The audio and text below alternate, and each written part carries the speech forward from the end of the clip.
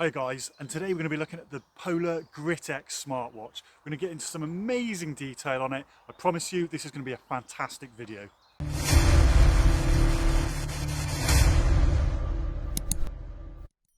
Hi guys, I'm Shanebow and I make running and running how-to tech videos. If that sounds like you, then please press subscribe now.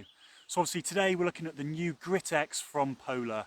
Let's go straight home, let's not mess about, let's have a look at it on the table, let's have a look at the specifications, it up close, and then let's take it out and see what it looks like on some runs. So this is the box that it comes in just here. I've done an unboxing video already on this watch, so that's in the description below. This is the charging cable just here, so just plugs into any USB port and it links in really easily. Got this little red dot just on there, which kind of coincides with that side, and it just magnets onto it just there like that. So let's take the camera up close and have a look at the watch and talk about some specs.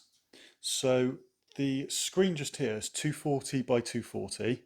It's got an anti-fingerprint laminated screen, and I do agree that you don't see fingerprints on this screen. I kind of wish that the bezel just here was like smaller or the screen size was bigger, but I guess that would then cost more money if that was to be the case. It's an extreme high strength stainless steel case around the side. I really do like these buttons. They're really positive when you press them. And they feel really, really good just there as well. I'll walk you through in just a second how the operating system works just there as well. But I think one of the massive draws for this watch just has to be the absolute rugged look of it, and the fact that on top of that, you've got your 40 hours battery life. So I was due to do my first ultra marathon this year. It would have been 100 kilometers, 60-mile run in one day. It was called Race to the Stones. And it basically goes from just near Oxford in the UK over to Avebury, where there's an awesome set of stone circles. So let's have a little look just now at the watch strap. So it's a silicone watch strap. I'd say it's comfortable, but I have worn more comfortable watches than this one. Obviously, because it's a bit of a bigger watch, it isn't always going to be the most comfortable, lightest watch. But again, if you want this rugged kind of watch, you want it to feel a bit weighty as well, just there. So it does lie flat. You can change the watch straps as well. You can see just here, they're quick release ones. So you can change this for any other 22mm quick release straps if you wanted to. So you just saw just there, I accidentally swiped the screen, which I don't very rarely, I very rarely do, but you've got the option on this watch to change the watch faces by scrolling along like this, or you can press the buttons if you want to just there. So there's the weather, and I can go back to the previous screen or go back just there. So it's quite a responsive screen, but I just prefer using the buttons. It might be because I'm used to just pressing buttons and I'm not used to touch screen, but I just know when I'm pressing the buttons because they're so firm on this watch. It works really, really well. Okay, so let's just have a little look at the menu. Okay, so just up there, you've got a light just there. That light just there also will prompt the battery. So these basically work as up and down just here. So you can go through the different watch faces, look, just like this, and see what's going on. So we're back there. This one is kind of like a menu.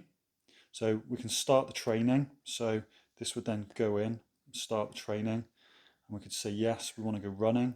Have a look at this a bit more in detail outside though. But if, say for instance, we just started running, there we are, the recording is now started. You can actually hold this button down, I like this, and now it's locked. So you can't accidentally turn anything off. So if you are doing that huge, huge run, you don't need to worry about accidentally stopping your run, because you've then got to absolutely keep that down, look, to unlock it. So I think that's a really, really nice feature just there. So that's the one screen just there. And I have customized the views on this watch already. And I'm going to show you how you can do that as well, because you can get 4 different bits of detail on the watch at any one point just there as well. So your compass just there, which is again really good. So if we want to finish it, we just press that. That pauses it. And then to actually stop and record. You hold that down. There we are. Recording ended just there. Okay, so let's go back in here again. Let's go down. You've then got Serene, which I'm going to show you in a second. You can use your Strava Live segments if you have access to that. You can look at fueling. So within the fueling just here, you can set a carbs reminder. So you can actually kind of like learn when you need to take carbs. And it is really, really clever on how it will work out when you need carbs, because it's not just like a half an hour basis. You actually input the amount of carbs in your fuel you're taking. And there's a drink reminder just there as well. So big fan of that. You've got some timers as well just there, just in case you wanted to stop watch or you wanted to use a countdown timer if you were monitoring something. There's a fitness test you can do just there. And you've also got your advanced settings just here as well. General settings, physical settings, watch settings. So you've got your alarm. You can, if you want to, just change it to an analog watch face. What we're going to do now is we're going to look at the Serene. We're going to sit down and we're going to have a little look at how this breathing exercise works. So the idea behind Serene is to give you a really structured breathing exercise. So let's get Serene going now. So nice and easy to access, and then we're just going to press start. It's now saying sit or lie down. Keep your hands still. Relax and breathe. And you basically have circles on the screen going in and out. It says calm down. It says breathe in, and as it's doing that, it's vibrating. And then breathe out, and then you're getting lots of circles. So we're doing this for 3 minutes now, and it's done. And this is what you then get on your screen. So we've got Diamond Zone Optimal just there. The reason why I like this so much is we know that we should do breathing exercises, but just sitting there, focusing on just breathing is difficult. But when you've got this vibrating on your arm and you can see the graphics moving, it really does focus you on your breathing. So I think this is a really good feature of the watch. And another really good feature I wanted to show you is the hill splitter mode. So you can see at the bottom of my watch just here, you've got first downhill, and there's a person on the right hand side running down a hill, and the watch sets this up automatically for you and works out whether you're going up and down a hill automatically. And you can see here I've got my second uphill and a person running up the hill. So I'm just having a little gentle slow jog at the moment. You can see my screen just there. The current cadence was 77 and my maximum was 93. So what the plan is to show you the watch and to speed up a bit and see if my feet turnover rate makes any difference to the cadence screen. I already know it does, but see it live. We slowed it right down. I've got my one of my favourite pairs of shoes on today, my Adidas Ultra Boost. Loving these. So let's pick up the pace. Let's go, go, go.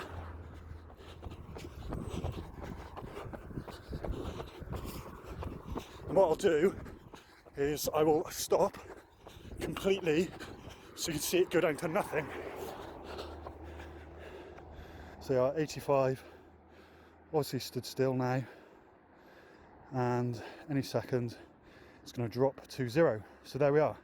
So a bit of a delay working it out, but for it to be accurate, it does need to show RPM, so it does need to work out a bit of an average just there as well. So yeah, happy with that. Let's keep going.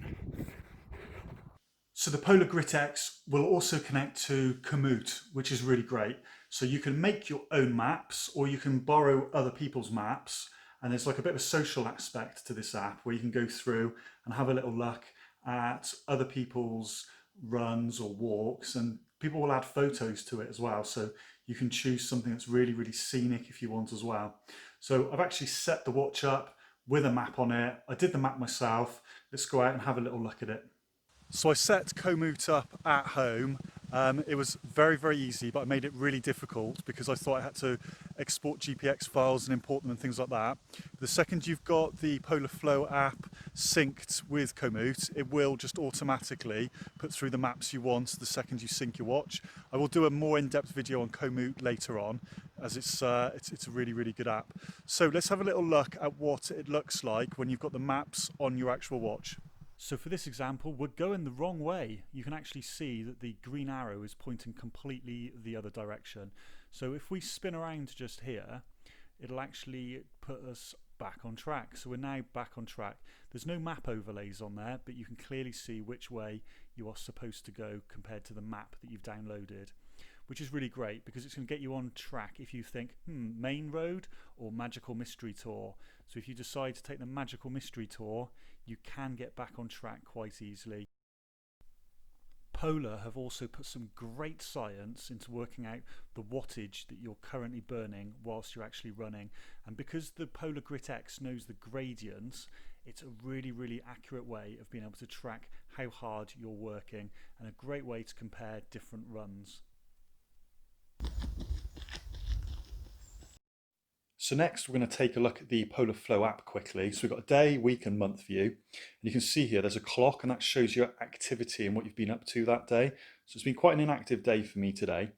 You've got calories and distance gone, steps, etc. at the bottom. Sleep time just there, you can click on that. You can bring up loads of stats on your sleep just there. But let's go back because the one thing I really want to show you is the side menu. So lots and lots of other options just in there.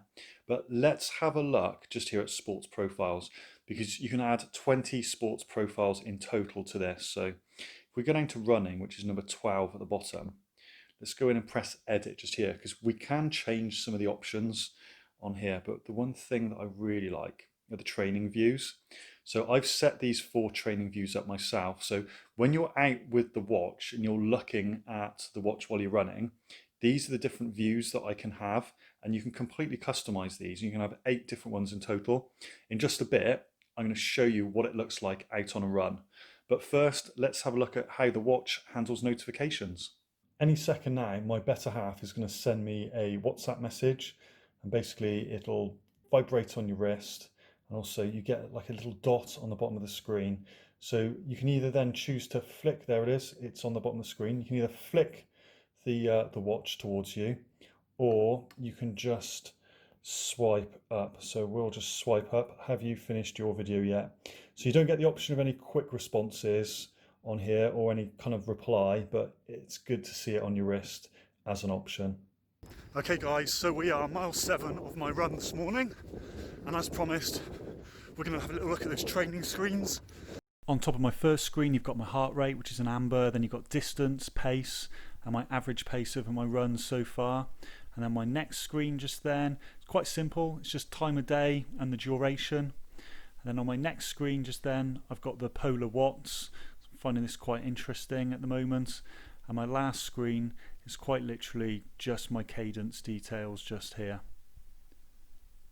So putting it all together, the Polar Grit X. It's not for everyone. You can't store music on it and then stream it to some Bluetooth headphones. It doesn't have contactless payments on it. I wouldn't say it was that customizable. You can't install like little extra programs or apps into it.